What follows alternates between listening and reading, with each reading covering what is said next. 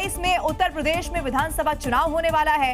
अभी देखिए तारीखों का ऐलान नहीं हुआ है, लेकिन अखिलेश यादव ने बता दिया है कि उनकी पार्टी से सीएम कैंडिडेट कौन होने वाला है, और वो कैंडिडेट समाजवादी पार्टी से नहीं बल्कि भारतीय जनता पार्टी से होगा। हालांकि इसके लिए अखिलेश यादव ने एक शर्त रखी है, शर्त 100 विधायकों वाली, यानी 100 विधायक लाइए और सीएम बन जाइए। और ये ऑफर अखिलेश दोनों डिप्टी सीएम को दे रहे हैं। हम लोग ऑफर देते हैं, वो बात फिर रिवाइव करते हैं ऑफर दोबारा। 100 विधायक लाइए और मुख्यमंत्री बन जाइए। तो ले लिया है 100 विधायक, मन तो दोनों का ही है। जो लाएगा वो पाएगा। अखिलेश के ऑफर की टाइमिंग इसलिए भी अहम है क्योंकि हाल ही में शंकराचार्य विवाद और बच्चों की शिखा खींचने पर सीएम योगी के बयान के बाद दोनों डिप्टी सीएम के बयान अलग अलग थे। जहां सीएम योगी ने साफ कहा था कि हर कोई शंकराचार्य नहीं हो सकता, तो केपी मौर्य ने शिखा खींचने वालों पर कार्रवाई की बात कही थी। वहीं ब्रजेश पाठक ने इसे महापाप बताया था।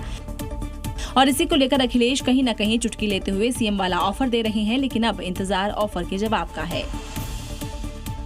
अब इधर शंकराचार्य स्वामी अविमुक्तेश्वरानंद सरस्वती के खिलाफ नाबालिग बच्चों के यौन शोषण मामले में एफआईआर दर्ज कर ली गई। अब इस पूरे मामले को लेकर उत्तर प्रदेश में जबरदस्त सियासत गर्म हो चुकी है। समाजवादी पार्टी और कांग्रेस खुलकर स्वामी अविमुक्तेश्वरानंद के समर्थन में उतर आई है, जबकि दूसरी तरफ स्वामी अविमुक्तेश्वरानंद का ये कहना है कि ऐसे आरोप लगेंगे, उन्हें इसकी उम्मीद नहीं थी। साथ ही उन्होंने कहा कि यौन शोषण का केस फर्जी साबित होगा। ये बनाया हुआ मामला है, वो कोर्ट में मजबूती से अपना पक्ष रखेंगे। ये उम्मीद तो थी कि आक्षेप होंगे, प्रहार होंगे, हथियार चलेंगे, युद्ध है तो ये सब तो रहता है, लेकिन इतनी नीचता वाले हथियार निकल के आ जाएंगे, इसकी उम्मीद नहीं थी। शंकराचार्य स्वामी अविमुक्तेश्वरानंद सरस्वती पर बीएनएस धारा 351(3), पॉक्सो एक्ट धारा 5(1), पॉक्सो एक्ट धारा 3, पॉक्सो एक्ट धारा 16 के तहत एफआईआर दर्ज हुई है। अब कांग्रेस और समाजवादी पार्टी समर्थन में उतर आई है। सीमा पे चले जाएंगे कि आप आरोप लगा करके इस तरह का घटिया आरोप लगवाएंगे आप।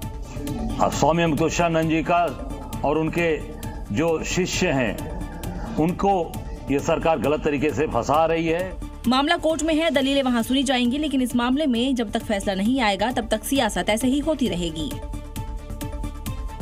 तो स्वामी अविमुक्तेश्वरानंद के बचाव में उतरे अखिलेश यादव को अब एक बात का पछतावा है, वो है जगत गुरु रामभद्राचार्य पर दर्ज मुकदमा वापस लेने का। ऐसा इसीलिए क्योंकि शंकराचार्य के मामले में शिकायतकर्ता जगत गुरु रामभद्राचार्य का शिष्य बताया जा रहा है।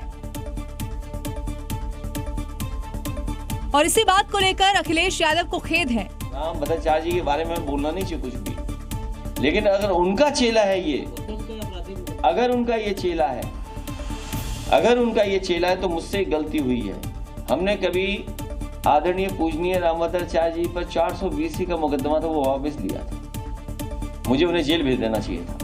अखिलेश यादव का कहना है कि विचारों को लेकर झगड़े हो जाते हैं, लेकिन इस झगड़े को इस स्तर तक नहीं ले जाना चाहिए था। आशुतोष ब्रह्मचारी के पास पीड़ित शिष्य पहुंचे थे। उन्होंने आरोप लगाया कि दोनों पीड़ित लंबे समय से शोषण का शिकार हो रहे थे, लेकिन डर और दबाव के चलते सामने नहीं आ पा रहे थे। अब इस पूरे मामले में कोर्ट के आदेश के बाद एफआईआर दर्ज हुई। देखिए, कांग्रेस पर सनातन धर्म से चिढ़ या फिर नफरत के जो आरोप है वो अक्सर लगते रहे हैं, और भारतीय जनता पार्टी समय समय पर इसको भुनाती रही है। अब कांग्रेस के वरिष्ठ नेता दिग्विजय सिंह ने पुणे में मीडिया से बातचीत के दौरान हिंदू राष्ट्र के मुद्दे पर एक और विवादास्पद बयान दे दिया। उन्होंने कहा है कि हिंदू तो कोई धर्म ही नहीं है और भारत को हिंदू राष्ट्र के बजाय भारतवर्ष कहा जाना चाहिए। पहले आपको कांग्रेस नेता दिग्विजय सिंह का वो बयान सुनाते हैं जिस पर बवाल मचा है। हिंदू जो है वो कोई धर्म नहीं है, भारत राष्ट्र है। हाँ। और ये हमारे भारतीय संविधान में है,